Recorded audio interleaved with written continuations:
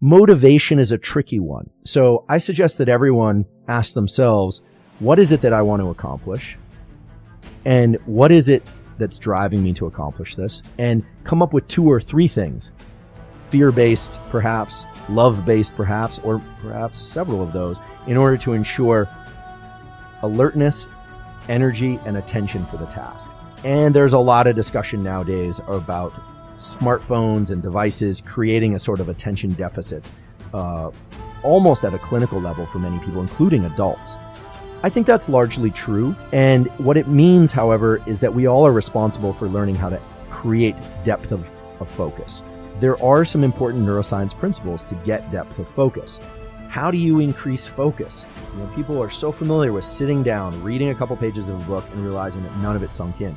Or talking to someone and seeing their mouth move, maybe even nodding your head subconsciously and and none of it sinks in. This can be very damaging for school, work performance, and relationships, as many of you know. Best way to get better at focusing is to use the mechanisms of focus that you were born with. And the key principle here is that mental focus follows visual focus. We are all familiar with the fact that our visual system can be unfocused, blurry, or jumping around, or we can be very laser focused on one location in space. So let's think about visual focus for a second. When we focus on something visually, we have 2 options. We can either look at a very small region of space with a lot of detail and a lot of precision, or we can dilate our gaze and we can see big pieces of visual space with very little detail. It's a trade-off. We can't look at everything at high resolution. When we focus our eyes, we do a couple things. First of all, we tend to do that in the center of our visual field, and our 2 eyes tend to align in what's called a vergence eye movement towards a common point. The other thing that happens is the lens of our eye moves so that our brain now no longer sees the entire visual world, but is seeing a small cone of visual imagery. Assuming that you're paying attention and you're alert, when you're very alert, your eyes are wide, your eyes are open. And as you get tired, your eyelids start to close. Blinks actually reset our perception of time and space. And blinking, of course, is necessary to lubricate the eyes. People blink because their eyes might get dry.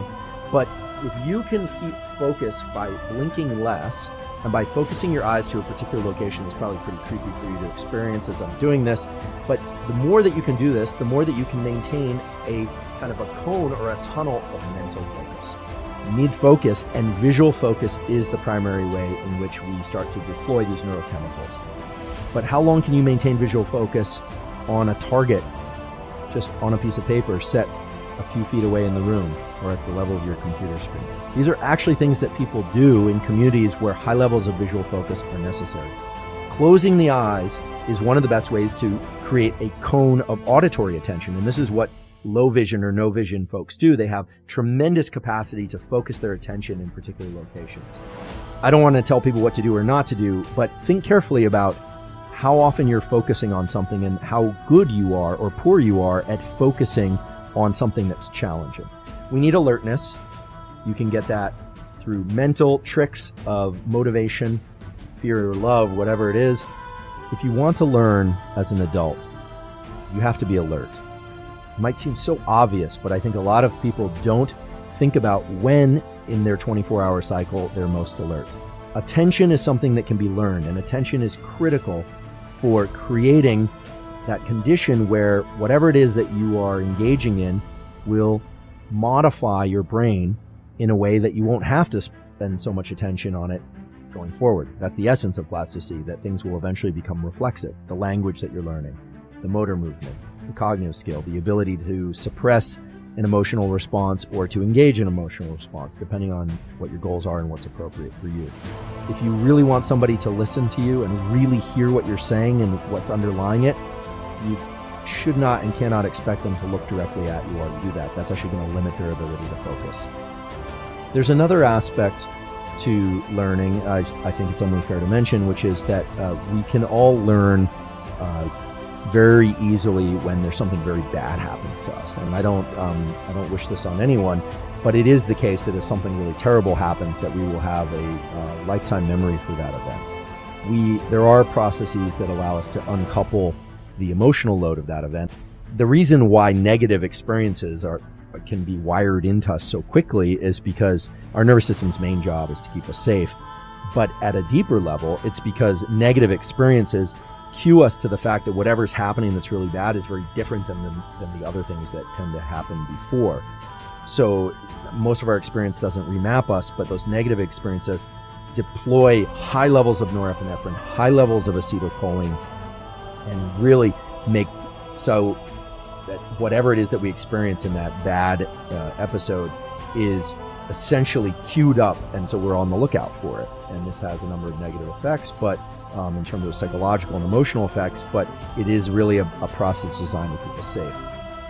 The other ways in which we can learn more quickly, besides just making errors, is when something really surprises us.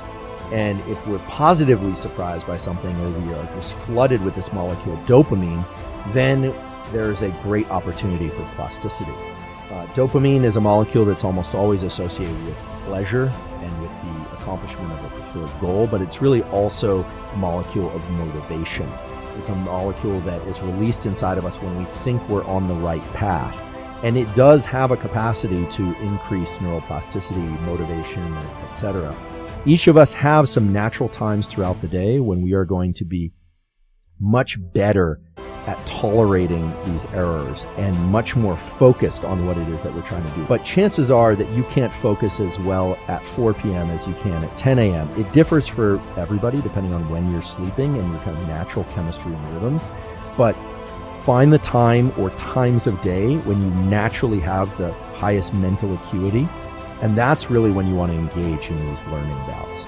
Or just ask yourself, when during the day do you typically tend to be most alert? That will afford you an advantage in learning specific things during that period of time. So don't give up that period of time for things that are meaningless, useless, or not aligned with your goals. Humans do not like this feeling of frustration and making errors. The few that do exceedingly well in whatever pursuits they happen to be involved in. The ones that don't generally don't do well. My brain is still plastic. Plasticity is a state of the brain and nervous system. It's not just geared toward the specific thing I'm trying to learn. So there are two aspects to plasticity that I think we really need to highlight. One is that there's plasticity geared toward the thing that you are trying to learn specifically. And then there are states of mind and body that allow us to access plasticity.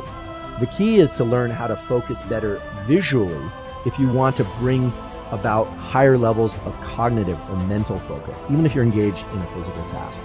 So, put simply, if you want to improve your ability to focus, practice visual focus. The finer the visual image and the more that you can hold your gaze to that visual image, the higher your levels of attention will be.